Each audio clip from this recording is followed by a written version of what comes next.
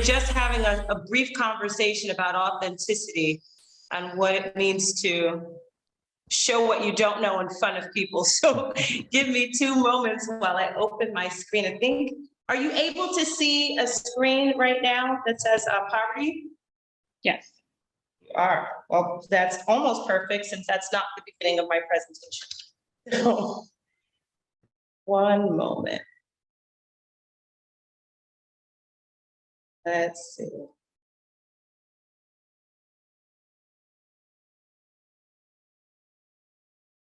Okay, all right, so here we are.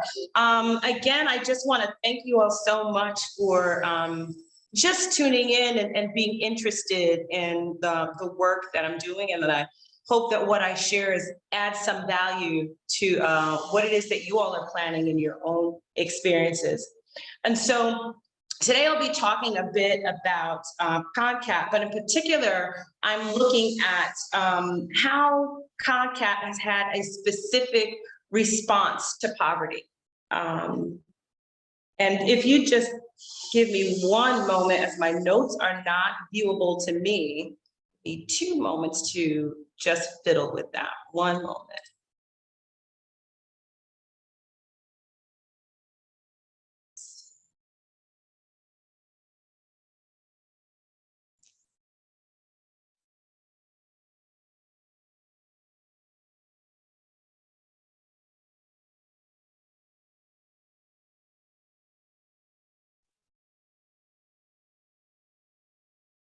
Well, it looks as though I will be operating without my notes. The thing is, I wrote the presentation, so I know everything that's in it. So that being said, I'm going to talk a bit about poverty. This talk is primarily about how we respond to it and really looking at poverty from a lens beyond what the definitions are. And so in particular, when we think about poverty, we think about it as a state of lacking material and social resources so that a person can have and live a healthy life. When you think about it in terms of exact dollar amounts, the poverty line has been listed as less than $25,000 for a family of 4. In 2020, we found that 37 million people live below the poverty line. Now, double that, and those families that are living at twice the poverty line, these are families that would earn a little over $52,000 for a family of 4. And there were 89.7 million people that fell at just below twice the poverty line. So we're talking about 126.7 million people across the United States that are really living lives without the basic materials and social resources to live a happy and healthy life. Zero in a bit more, and we can think about what poverty is like in Connecticut, right? So looking at it broadly in the United States, in Connecticut, we have about a little under 350,000 people that are living at the poverty line, which is 10% of the population. Being mindful that this does not include those who are just twice the poverty line. So those families that are making $52,000 for a family of 4, which is still a considerable number. Now, if we focus even a bit further, we're looking at the United States, narrowing that a bit further down to Connecticut, and in particular, wanting us to focus with an acute focus on New Haven, that area that you see in red. So this is where poverty is concentrated in Connecticut. And those orange areas are Hartford and Windsor, and so they're falling at just shy below what New Haven is in terms of poverty. But the concentration, as you can see clearly, is in New Haven, which is where I'll be focusing most of my attention. So when I talk about poverty in those terms, right, in terms of the sheer dollar amounts, what it costs to live, I think about what it must be like for a family that is suffering from poverty in New Haven, where the average rent is just under $2,000 a month, where if you don't have a vehicle of your own and you need to take public transportation, we're looking at $63 a month to have a Connecticut bus pass, right? That's if you have to get back and forth to school if you're able, or to work, or to drop your children off at different locations. $63 a month. The average groceries for a family of 4 land you at about $568 a month. Now, the average childcare costs in the state of Connecticut are a little under 2,000 at $1,916 per month. That's the average. That doesn't mean that's the highest that you'll find. The challenge with childcare is that when you think about the neighborhoods that we're talking about in New Haven and access to high quality childcare and education, that price tag is unaffordable and often does not make high quality childcare available. Now, I make that a sticking point because I believe that when you're talking about poverty, it's a prenatal condition, right? When we think about what the cycle of poverty is, you're unable to provide early child care and early child care education experiences to catapult you beyond poverty, because poverty is beyond the numbers. It's about an experience, it's about a mentality, it's about a way of thinking and a way of being. We end up creating a cycle of poverty. So that particular figure stands out. And when we consider what a child care subsidy looks like in the state of Connecticut, someone may still end up paying $1,063 a month with that subsidy. That being said, if somebody's trying to figure it out and you're living under the poverty line in New Haven, you cut the rent in half and say that you found an apartment that is way below the average and you're paying $997 and you've got 3 people in your family. I don't know anyone who has done that, but let's just imagine you could cut your rent in half. And let's also assume that there's subsidies for food and childcare, either through TANF or Care for Kids. You'd spend $368 of your own money for food and groceries, and about $1,063 with the subsidy for childcare. That's about $24,000 a month, which is about $29,000 a year, which is less than you've earned.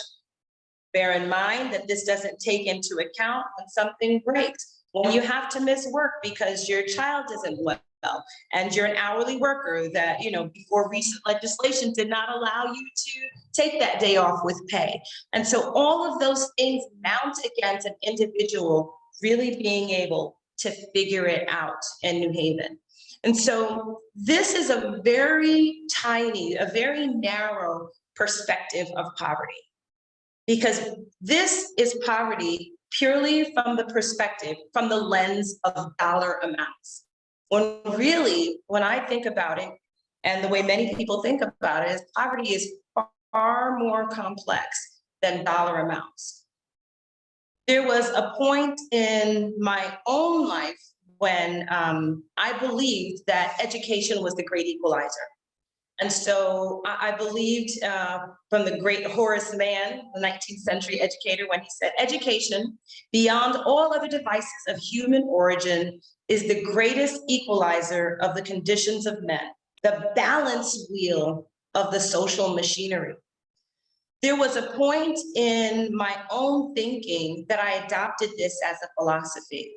I'll share a bit more about my own journey a bit later, but when this was a part of my philosophy, I began on the pathway to become an educator. And part of my passion really was around making sure that there was equity before equity was a buzzword, because these passions began brewing for me. We're talking elementary and middle school, like much earlier on, when I got to see a great divide between who had and who does not have. Who was getting a good education and who was not, and how those things were divided. And so there was a point, though, in my life where this was my primary philosophy, particularly around economic growth and development and people being able to have enough, is really important to me. So with that, I wanted to share a bit about my own my own journey to come to this place, which I think it really will provide some context for some other of the facts that I'll be sharing. When we think about my own personal connection to this, is this really complex intertwining of personal history, journey, values, and hope. So I grew up, as my bio that was shared earlier states, I grew up here in the city of New Haven. I am the second child of four, born to two immigrants.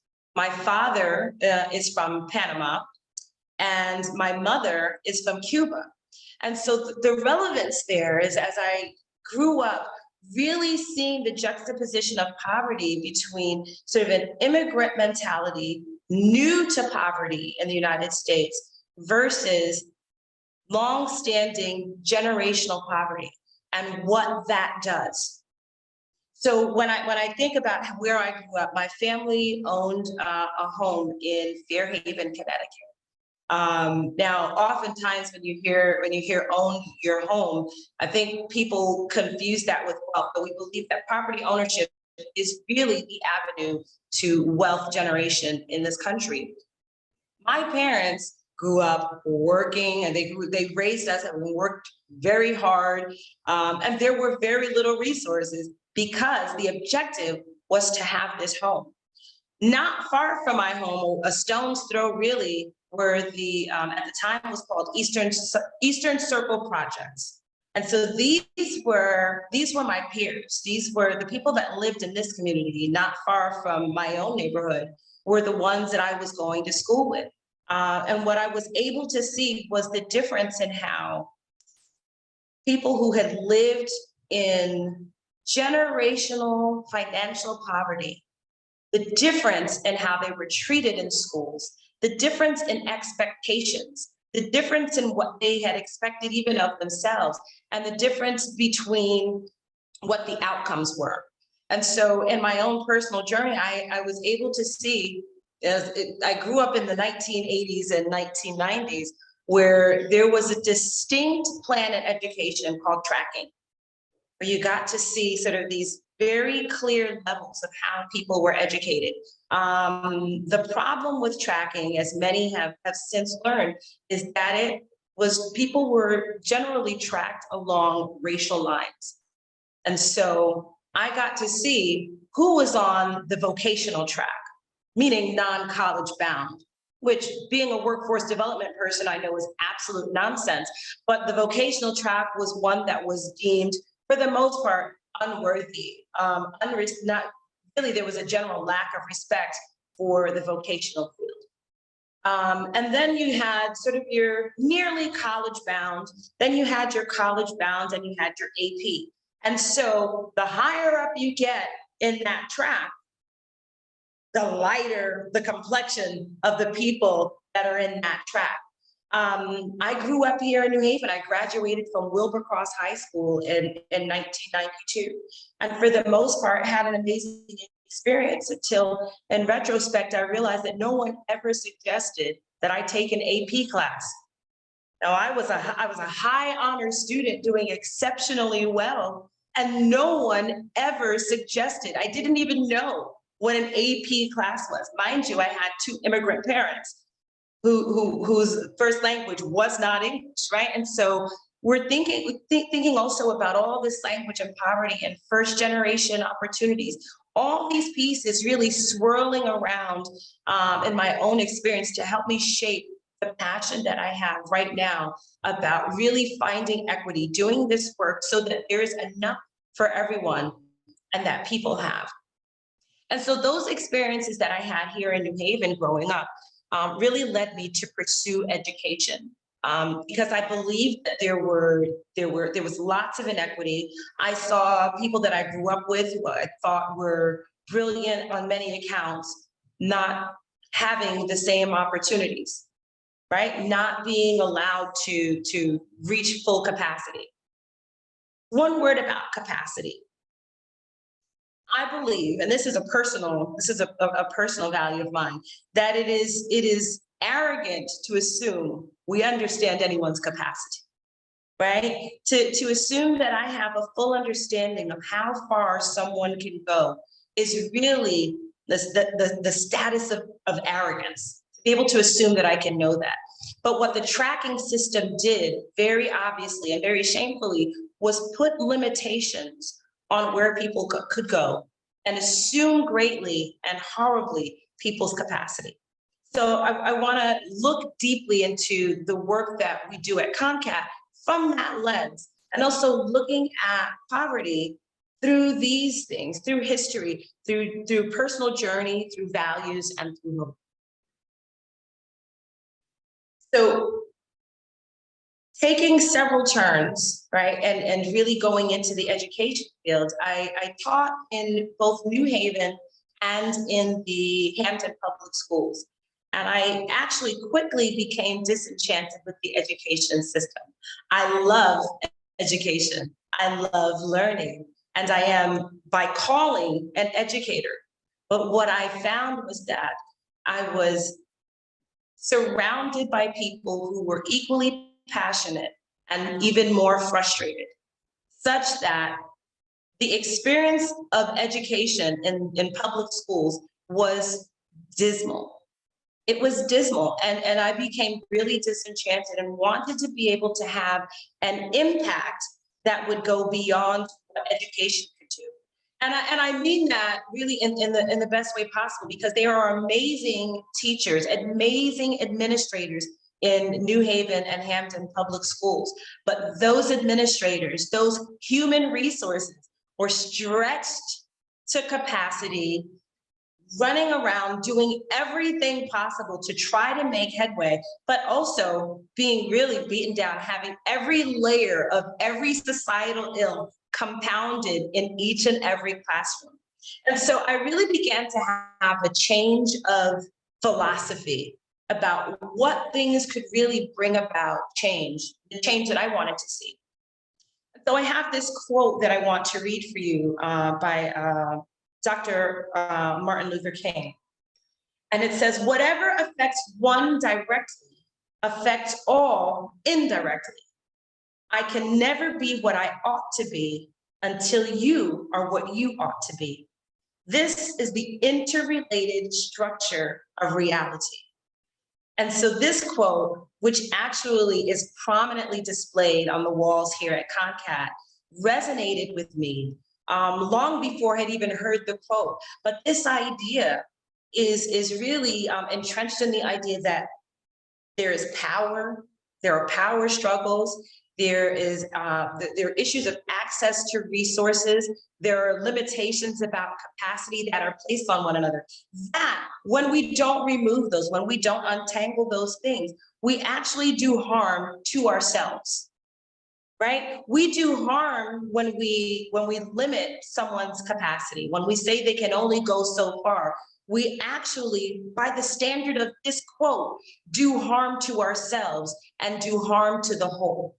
And so this idea of poverty through this lens and through these words of Dr. Martin Luther King helped me to shift this idea from education being the great equalizer to understanding that we are actually the great equalizer, right? When we acknowledge that my doing well helps you to do well, and you doing well helps me to do well, we begin, instead of erecting barriers, we begin dismantling barriers, which is really critical to the work. It's about power. It's about those who have it being willing to relinquish some. It's about those who have resources being willing to relinquish some, such that there is enough for everyone.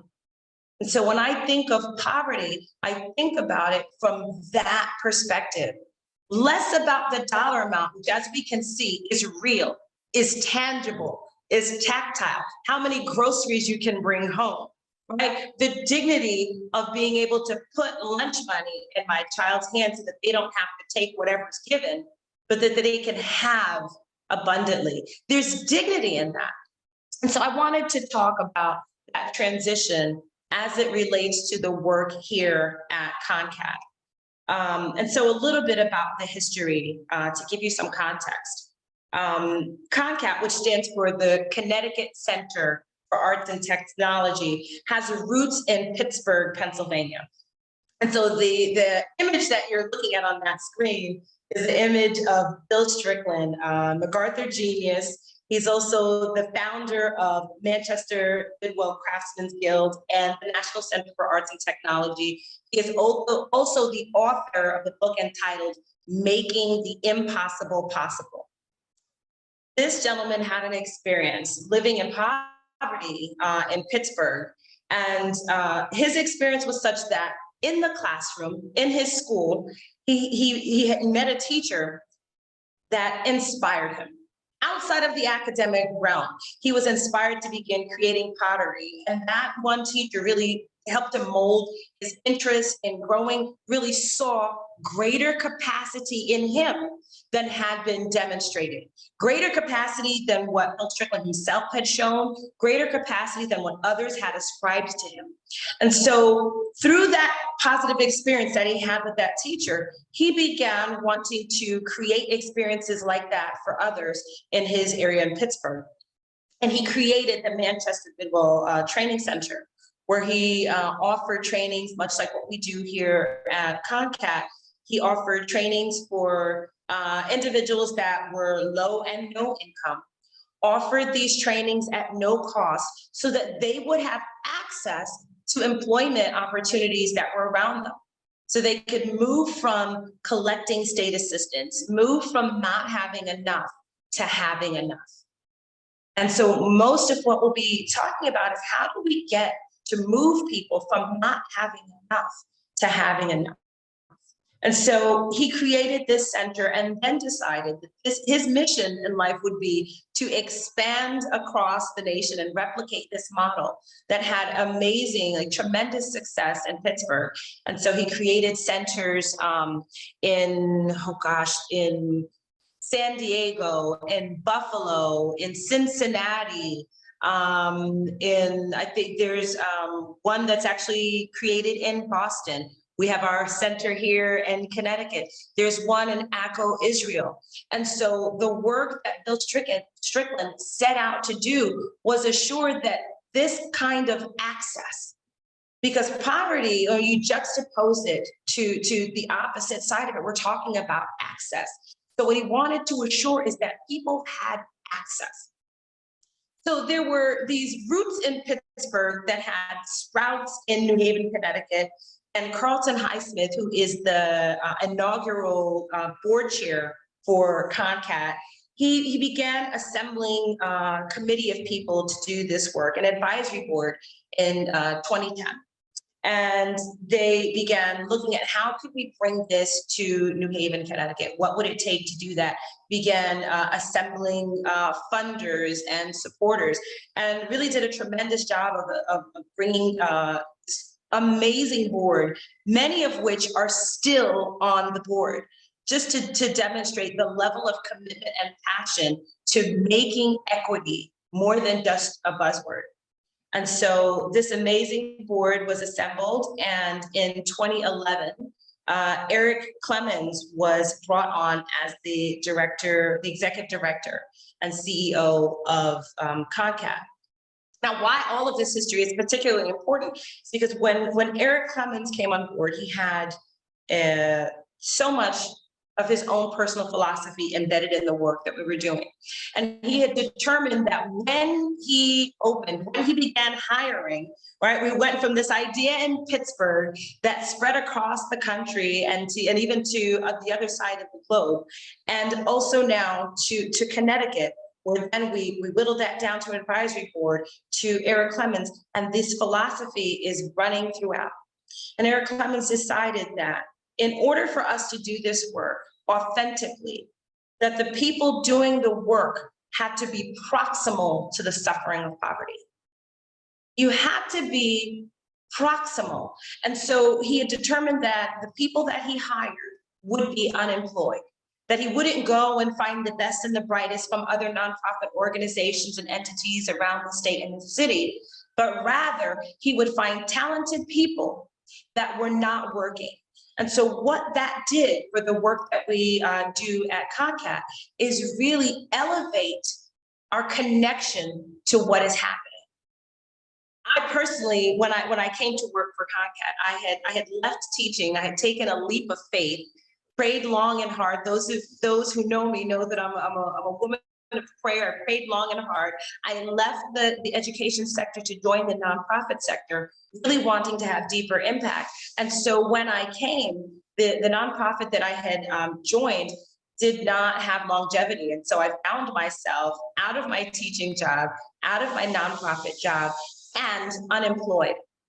And so much like all of the colleagues that I have come to know over nearly a decade now, I came to this work unemployed, very familiar with the stripping of dignity when you're looking for work, when you're sending your resume a million places and hearing back from none. And so deep understanding and connection to what it feels like to not be able to pay the bills, to not be sure when the next check was coming, and also not to have no idea where the opportunity was going to come for me to latch on to. And so this history of Concat is of particular importance. And so Concat was formed. We formally opened our doors on June 12, 2012. Where I, at that point, served as the director of programs. We opened with the mission to inspire, motivate, and prepare youth and adults for educational and career advancement through after-school arts and job training programming.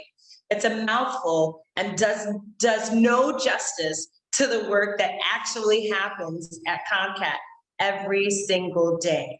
The vision is to create a learning environment that inspires hope, innovation, creativity, and excellence while providing a path for individuals to revitalize the landscape of the urban community. And so in this mission and vision, I hope that you're able to see empowerment, which is a tricky word for me, because when you say empowerment, it's almost indicating that I'm inviting you with power.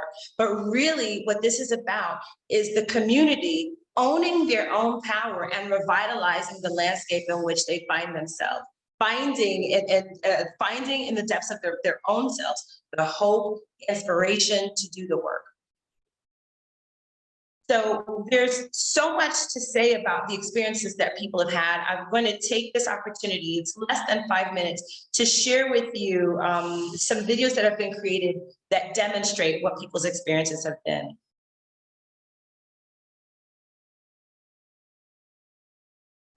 Tina's going to roll those videos for us. Great.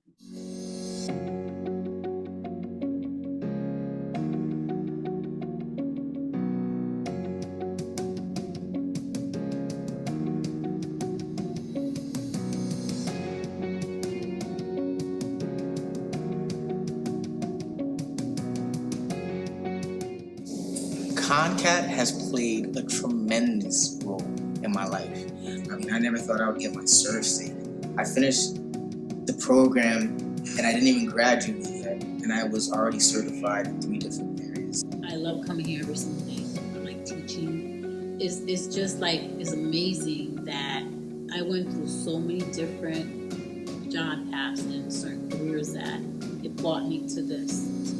The place was started for those who are unemployed and underemployed. And initially, when we had our smaller staff of maybe 6 or 7, everyone that was on board was unemployed, including me. So the opportunities that we were given by Concat, we are now able to pay forward to all of the participants. And I think that's very key to being able to establish a sense of empathy, a sense of community, to know that we've camaraderie, that we've come from the same place. It also helps for us to eliminate some of the fears. When I first started here with the classes, I would be like, I am not going back to school.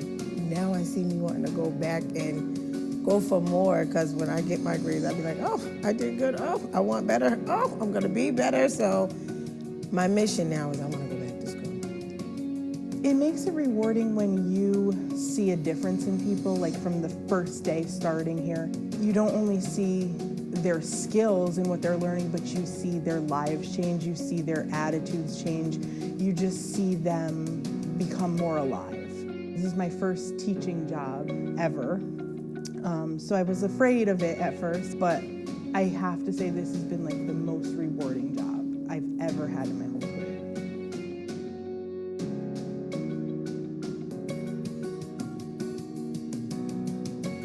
It's been an incredible experience working with our kids. You just see their strength, their resilience, their talent. We've become to the kids that surrogate mother, father, sister, brother, uncle, aunt. So we've established such a great family. We've become a great family. I'm very protective of the programs because I've seen how it can affect lives, how it can impact lives, and that is something that deserves preservation. If you walk in here, you come in here, and you're whether you're staff or whether you're a student, you will grow into something magnificent.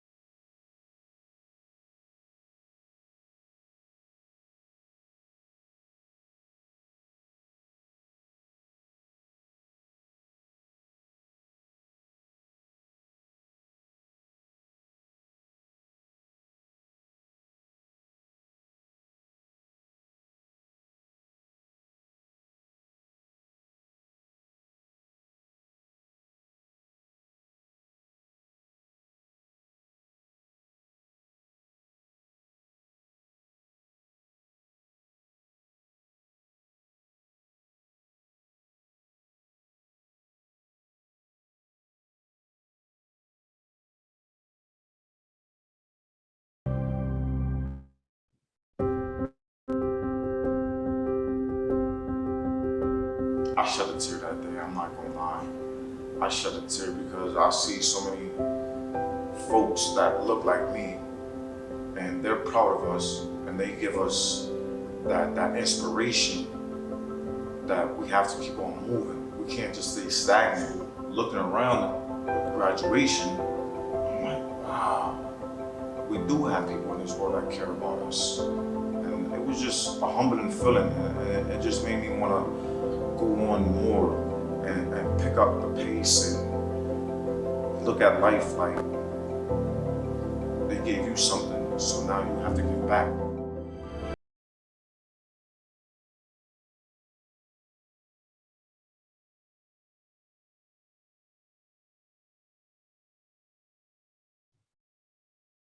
Thank you, Tina, for sharing that. I just wanted to assure that you had an opportunity to see and hear from people's direct experience what it's been. Because when we talk about poverty, and we talk about it only in terms of dollar amounts, we do the disservice to ourselves of fully understanding the people that are encountering poverty. When I think about life, and I go back to that quote from Dr. King, I understand, and I hope that others understand, that if you don't have enough, in fact, I don't have enough. If you're not able to be the full self that you are supposed to be, then I really am not the full self that I should be. And so when I think again about poverty, I want to share with you what CONCAT's response has been, because everyone in those videos are people that I know. And so putting a face to the experience of poverty is critical, that we're not simply looking at charts and graphs, but thinking about that last young man who's Nathaniel. And I can tell you a bit more, and I'm really trying to be mindful of time, but that individual was, I can't remember the year that he was admitted to the program, but he was the last admit. And I can tell you stories about almost everyone that's come through this program. He was the last person admitted. He was coming from, I believe it was Waterbury. He was taking public transportation. He had a criminal background and just wanted a shot. He just wanted a shot. He was not going to be able to make it to the program on time, because that's one of the criteria for programming at Concat is you have to, the time and attendance. He could not make it. And so we made the allowance. We said, well, you've just got to be consistent. You got to arrive. Nathaniel came every day. And I don't know, that image of him graduating and what he was able to share. This restored an individual's dignity to earn a paycheck and have a trajectory that gives him hope, that gives him an idea of being more than what he sees when he looks in the mirror. And that is the issue with poverty, is that it robs people day in and day out of that dignity, of that hope. And so Concat's response is really to address it, not just in terms of dollars and cents, but really looking at the complex problem of poverty. I don't mean to minimize, right? Poverty is complex, and it is interwoven with race and patriarchy. It is interwoven with economics, and it is interwoven with complex issues of education and childbearing and culture. But I can speak for simple solutions to complex problems. And so with that, at Concat, we believe in art and filling the environment with art that reflects the people. So it's art that the people have created, or art that the people can see themselves in. We believe in natural light and the healing that does for people. To not be told to do the difficult work of transforming your life, right? Imagine that, transform your life in this dark basement classroom with no light. And so we believe that environment drives behavior and provides inspiration. So there's art, there's natural light, there's live music. You see there the patio of Concat when we first opened it. As often as we can, we play live music, jazz. That's one of our after-school art instructors, Mr. William Fluker, and his quartet. But we pipe live music. Not only do we have live performances, but we pipe live jazz music throughout the entire facility. It does something to the spirit when you're connecting your left brain and your right brain to do the hard work of transformation while you're still in circumstances that would say you don't belong here. And so we create this environment that says, no, absolutely, you deserve beauty. And so another simple solution is celebrating. You'll see the very first image on the left. We celebrate all the accomplishments, all of the benchmarks. We believe in working hard, that people should show up and do the work. Now, I do not believe that hard work alone changes anything. Slavery proves that, right? Slavery proves that just working hard will not change anything. But there is a component of working hard that is embedded in what we do. It is hard work to show up. I'm hearing it echo, there we go. It is hard work to show up every day while you're faced with the challenges of limited resources and low expectations. We also believe that people should commune. And so part of the work here at Concat is that we should be of the community. We should be in the community and be for the community. Now, sometimes you can't be of the community. You can be a transplant, but you've got to get at least hit 2 of these 3. You've got to be in the community and for the community. And so the image here is at the Freddie Fix-It Parade, which is a major event in New Haven that celebrates the Dixwell and New Hallville community. And 2019, I believe it was, there, Eric Clemens was selected to be the Grand Marshal. And he determined that instead of him by himself being the Grand Marshal, that this would be an honor for Concat, as we are of the community, in the community, and for the community. And with that, I wanted to share a bit about who we serve, what we do, and how we do it. And so Concat is a nonprofit organization that does primarily workforce development, and we do that at no cost. So individuals that cannot afford to leave their job, cannot afford to go enroll in school, we offer our training at no cost, and this is for under and unemployed, no and low income, and primarily for New Haven residents. What we do is provide that training in culinary and the medical professions, and always looking at what else is market relevant to offer, so that people can enter the workforce and have a pathway. We provide employment support, access to skills training. That piece is important because there's a firm belief that not only can an individual come in and learn the skills, that's not the challenge. We have full belief and hope that when people come in, they can get the skill.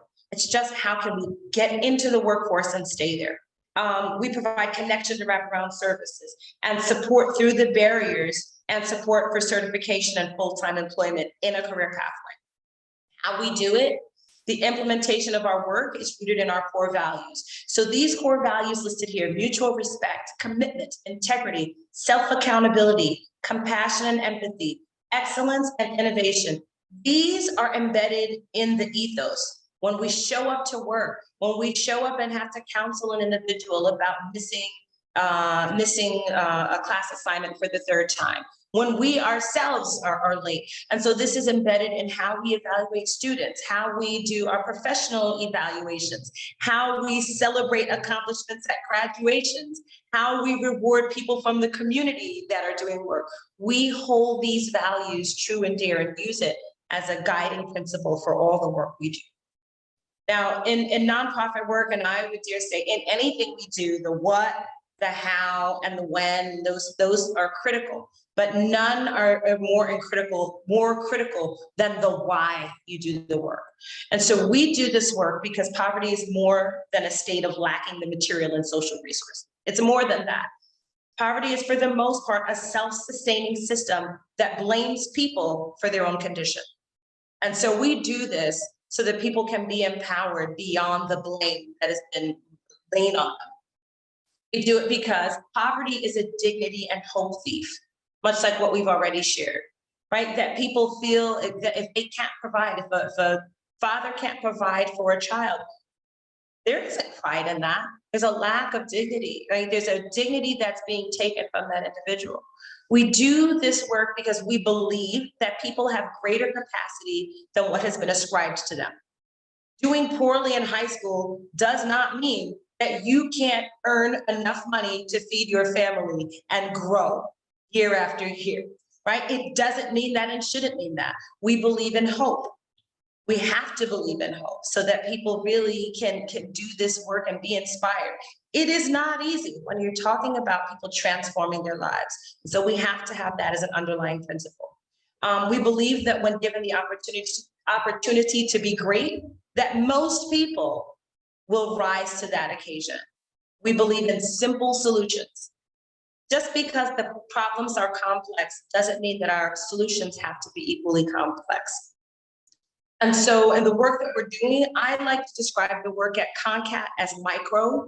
We're expanding the work and our reach by the development of ConCorp, which is the Connecticut Community Outreach Revitalization Program. And so their work, if CONCAT's work is micro, ConCorp's work is macro, really looking at change and development, economic growth from a neighborhood and city perspective, really working to drive economic development through acquisition and revitalization of the urban community. So purchasing property, supporting entrepreneurship, supporting Black-owned businesses, really doing the work that catalyze economic growth in communities that have been far too long ignored. I know I'm being mindful of time. There's very little of it available. I want to make sure there's some room for questions. Some of the work that's happening, and make sure I didn't miss. Yeah, some of the work that's happening at ConCorp started with the Economic Justice Fund, which really was born out of the idea that we could feed and support families through the pandemic that had no resources, and this is part of poverty, no resources to sustain them through an economic downturn. And so what does that look like when you're check to check or when you're relying on subsidies? And so we wanted to raise the money and provide direct support. And so that has turned into the Economic Justice Fund, where Black businesses are being supported with $10,000 grants along with guide work to help them build their businesses. Concorp is also planning the Concat Place on Dixwell, where we're revitalizing the Dixwell Plaza, which is has rooted in Dixwell's historically Black neighborhood, but has for far too long been disregarded. And it's really a stone's throw from where folks might visit Apple on Broadway, right? But walk further up and find where the plight is and the areas that have been disregarded. There are people that are filled with dignity, filled with promise, filled with capacity, but have lived in circumstances of poverty that have robbed them in many ways of dignity and hope. And so the work that we're doing is really on the micro and macro level to reestablish, and this isn't about creating, this is about reestablishing a sense of pride and a sense of wealth generation and possibility for people. And so with that, I will end with very little time, and I apologize for the length, but I hope that there's some questions or comments or discussion and thoughts of your own to share about the work that we're doing and our approach in response to poverty. Thank you so much. This was such a wonderful talk. So if anyone has any question, they can raise their hands or type it up in the chat. And then you can unmute and just ask the question. So let me.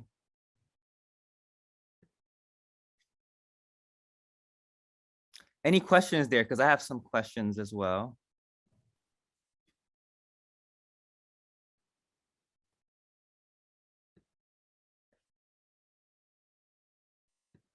So this was a super duper relatable talk.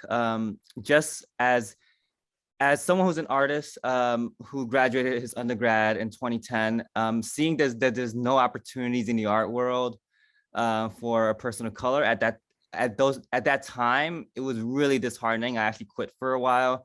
The art world's changing a little bit. There's more opportunities, and it feels that there's more hope. You know, like I was robbed of dignity. I just couldn't get a show or anything, and it wasn't because I didn't have skills.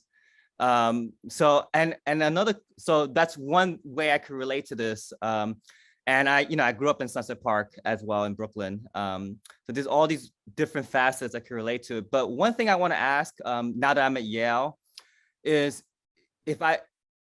what do you say to someone who comes from a place that isn't in proximity to suffering, but has shown that they dedicated their work to wanting to understand, to wanting to be involved, because it seems like one of the main pillars of CONCAT, at least the philosophy, is that the people who would be in CONCAT, serving in CONCAT, is also the same people who are from these places. Yeah, so I do believe that there is something to be said, right, for proximity, right, and direct relatability. However, allies are critical. That work is important, and I would add to that, based on what I've learned from Dr. King, right, and that quote that I shared. My lack is your lack. And when we begin to actually conceptualize that suffering in that way, we realize that we really actually are all suffering. I've often thought of diversity in that way when we think about, well, we really want to give young people, I grew up also in the age of just after busing, but when we would do urban suburban experiences and benefit me with an opportunity to meet suburban kids. Well, there's a benefit to you to meet me. As much as it is for you for me to meet you. And so really understanding that there's some mutual growth when even you're not having led a life that is one of financial poverty, that there can be a benefit to you and from you. Thank you. So we have a question in the chat. I might be pronouncing this wrong. Is this Suzelle? And you can unmute, or I could just read and ask as well. So I'll read it and ask, has there been resistance from inside or outside of the community you're dedicated to serving?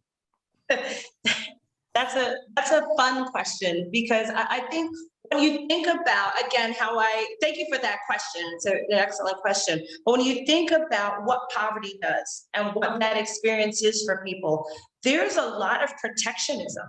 And there've been a lot of letdowns, and there've been many lies, and I mean a history, a legacy of lies and misrepresentation. And so absolutely, there has been resistance, there has been disbelief, there's been just really a challenge to whether or not this is real. But as you can see from the testimonies of people that have believed and have gone through this process and grabbed something for themselves, at the end of the day, there's something if people will invest. But absolutely, there is resistance sometimes from inside the community. And it is justified because people have suffered and have been told for so long that you're not enough, that you will never have enough, and been given all kinds of means to sustain their poverty as opposed to end it and generate wealth. And so absolutely, there's been resistance. Thank you. Thanks for the question.